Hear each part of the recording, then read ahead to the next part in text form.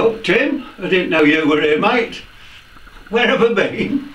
I've been to another funeral. We're going to more and more every day. But I've been to an old pal's funeral.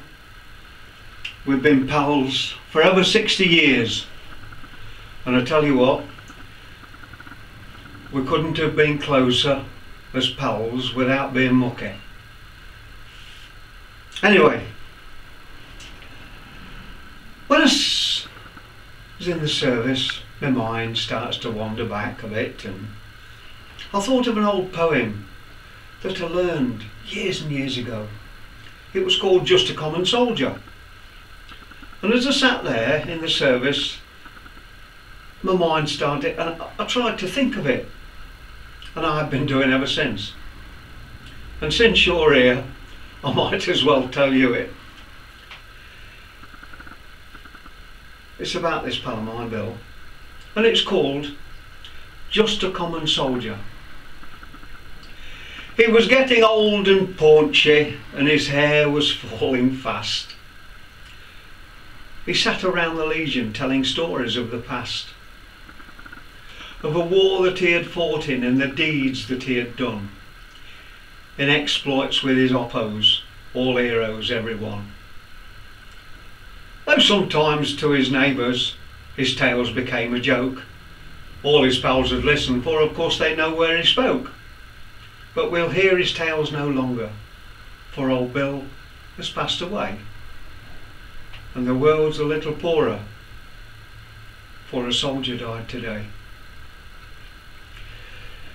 He'll not be mourned by many, just his children and his wife, for he lived quite an ordinary and uneventful life.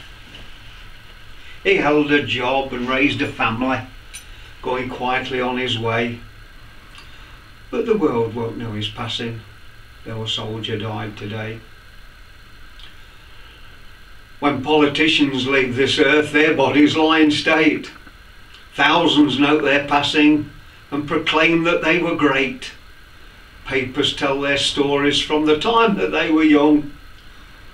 But the passing of a soldier goes unnoticed and unsung. Is the greatest contribution to the welfare of our land a chap who breaks his promises and cons his fellow man? Or does the ordinary fellow who in times of war and strife go off to serve his country and offers up his life?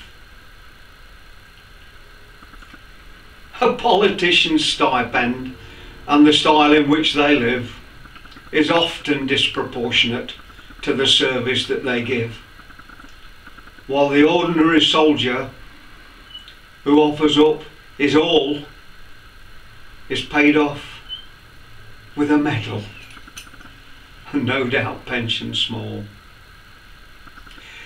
It's easy to forget them, for 'twas a long time ago the old lads of our country went to battle, but we know it's not the politicians with their compromise and ploys that won for us the freedom our country now enjoys. Should you find yourself in danger with the enemy at hand, would you want a politician with his ever-shifting sand?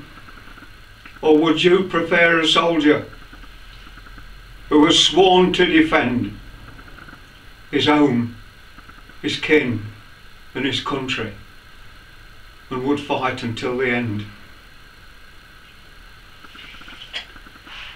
He was just a common soldier. His ranks are growing thin.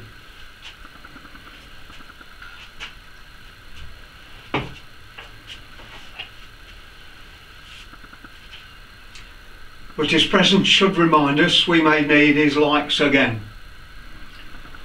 For when countries are in conflict, then the soldiers find their part is to clean up the bloody problems all the politicians start. If we cannot do Bill honour, while he's here to hear the praise. Then let's give him homage at the ending of his days. Perhaps a simple headline in the paper that would say,